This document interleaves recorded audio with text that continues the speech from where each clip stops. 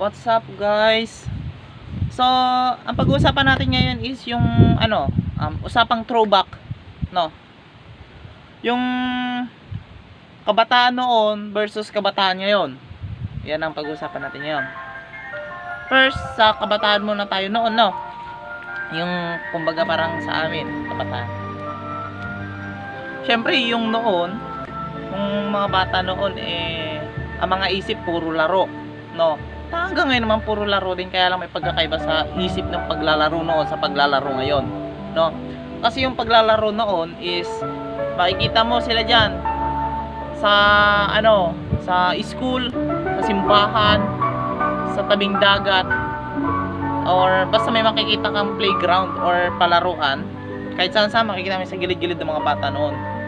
Makikita mo naglalaro sila nung piko, sungka, patintero, uli-ulihan, yan. Marami pa yung tawag dito, yung tex, jolen, yung tawag dito, yung baril-barilan, bahay-bahayan, yung mga tawag dito, yung tubig-tubig, yung tubig tap, yung sili maanghang, yan, ganyan, langit lupa, yan ang makikita mo mga laro ng mga bata noon. Yung mga laro naman ng ngayon, yung mga bata ngayon, nakikita mo cellphone, computer, iPad, yan nakikita mo sa kanila. Naglalaro sila ng mga ML, COD, kahit ano pang online game, yan, mga online game basta mga nilalaro. Minsan offline game, basta larong cellphone ang mga pinaglalaroan nila, no? Best on my experience nung bata ko, no?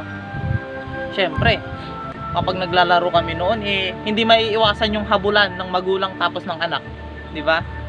Yung maiisip mo na lang yung siguro ito, maiisip mo ito yung kapag naglalaro ka ng saranggola tuwing tanghali, pag mahangin sobra, yan, kukuha.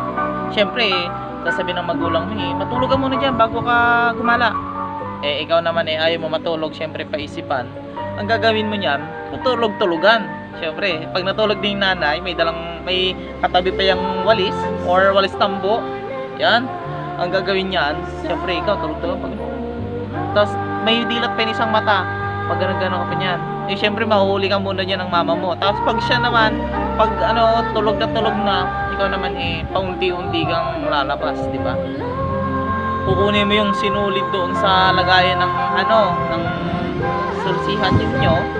Kukunin mo yon. Tapos kukuha ka ng plastic labo doon sa basurahan ninyo. Siyempre, pinabili ka ng itlog yun Siyempre, palatandaan mo na yung plastic na yung kinuha mo na yun. Pupunta ka na doon sa mga sa mga barkada mo. Hihingi ka ng walis. Siyempre, bubunot-bunutin mo yung walis nila. Hihingi ka, tapos gagawin mong saranggola. Yung saranggola noon is diamond pa, di ba? Yung siyempre itatali mo yan. Minsan, pahabahan pa yun ng buntot. Yung saranggola na yan. Ganyan. Nung na kayo ng pataasan na ng saranggola. Taasan na. Pero maya-maya, di mo napapansin. Mama mo, nasa likodan mo, di ba? Habulin ka pa niyan. Sasabihin ng kaibigan mo, andyan ang mama mo, takbo ka na. Siyempre, di ba ganun, di ba? Noon. Tapos yung paggaling ka ng school, naglalaro ka pa niyan, di ba? Pagkatapos ng klase, maglalaro ka pa, ulit, ganun ka pa, text, yung apira na text, no? Yan ang mga memories ko noon na nagawa, no? Tapos yung pag-uwi ka, yung puti mo, brown na, or may mga mancha na siyang mga polka dots, ganyan yung mga damit ko noon, tapos damit nila noon, no? Tapos yung ngayon naman ang pagkakaiba, uuwi yung mga bata, sobrang puti pa ng damit. Siyempre makikita mo, papaunahan sila yung tatakbo hanggang makauwi ng bahay kasi nga, ang kukunin nila is yung gadget, di ba? Yun naman ang pagkakaiba.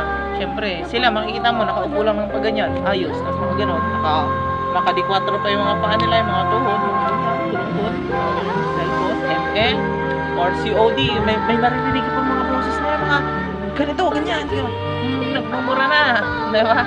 Pero yung noon, wala makikita nagmumura ng mga bata noon. Merong siguro may maririnig kang mura, pero mura ng magulang.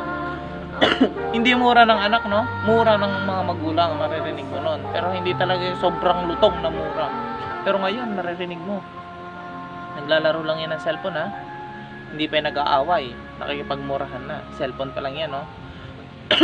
Pero yung kabataan nun, on the spot naglalaro pero wala marinig na mura. Diba? May maririnig kang nagpapaiyak ng aaway pero wala kang maririnig na mura.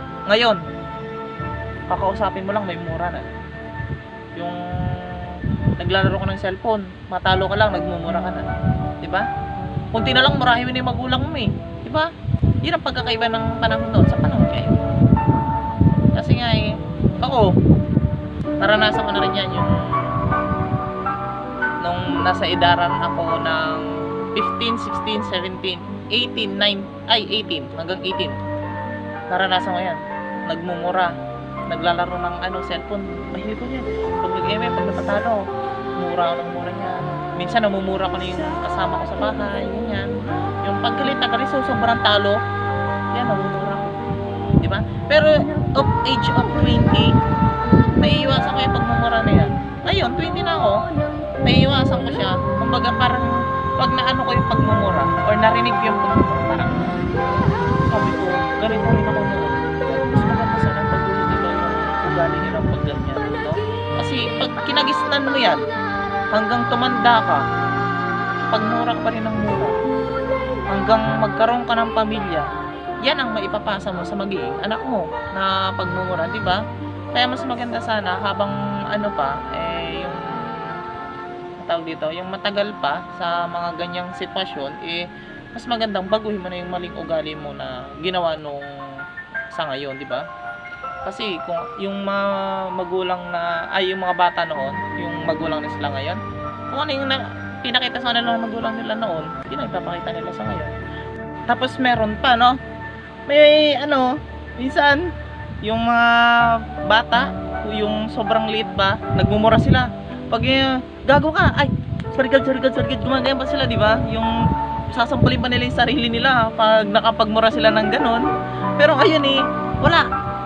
Marinig mo, wala lang sa kanila. Parang yung pinagsabihan na sila ng magulang nila, uulit-ulitin pa rin. Yung mga bata noon, pag ganon, sasampalin sarili, pero di na uulitin, natatakot na. Kung maulit man nila, sasampalin ulit yung sarili nila. Ngayon, pag sinampal mo yung yung sarili, yung magulang, sinampal yung anak, yan na. Makikita mo yung anak umiiyak, aakyat ng doon sa kwarto, magkukulong. Makikita mo paglabas may dala ng bag, maglalayas. Di ba? Ganun ang kaibahan ng mga kabataan noon. Tapos sa ngayon, di ba? Pinaking sobra. So yun muna yung natin yung paliwanag doon. Okay? Bye.